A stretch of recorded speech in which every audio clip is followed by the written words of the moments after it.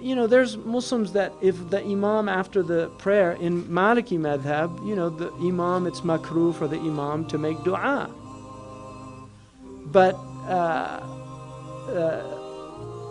Ibn Abi Jamra mentions that,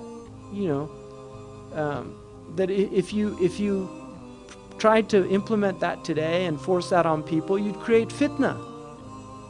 In other words, this is the amal of the people. This is what they're doing, and there's nothing wrong with it. It's a dua. The other madhabs permit it. The Hanafis do it. They like to do it, right? The Imam should do, and then the people, yu'ammin alayh, they say Ameen. So there's nothing wrong. But if somebody doesn't want to do the dua with the Imam after because he thinks it's fine, don't do it.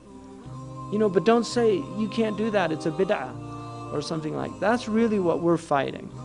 Is we're fighting that attitude, that religious provincialism, the arrogation of absolute authority in the religion, that this religion belongs to you and you alone, and you are the only one that has the right opinion, and everybody else can go to hell. That's just not a healthy psychological state to be in. You're not well, and may Allah help you if that's your state. But it's not a good state to be in, and that's too many Muslims are in that state, religious Muslims, which is driving away the other Muslims. That's why they don't want to go to the masjid. It's because there's too many people, It's just so strange. I find it really strange. Unless you really know, if you're a giant scholar, that mastered all of the hadiths. Imam az-Zuhri once saw a man I'll end with this. Imam Zuhri saw a man in Medina do the taslima twice. Assalamu alaikum, assalamu alaikum. And he went up to him because he was the Imam of Medina, and he's one of the strongest rijal of al-Bukhari, and he was Imam Malik's teacher from the Tabi'een. So he said, where did you get that taslima?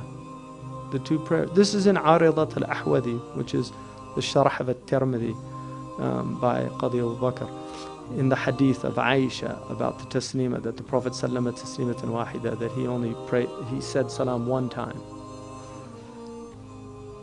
So Zuhri said, where'd you get that taslima?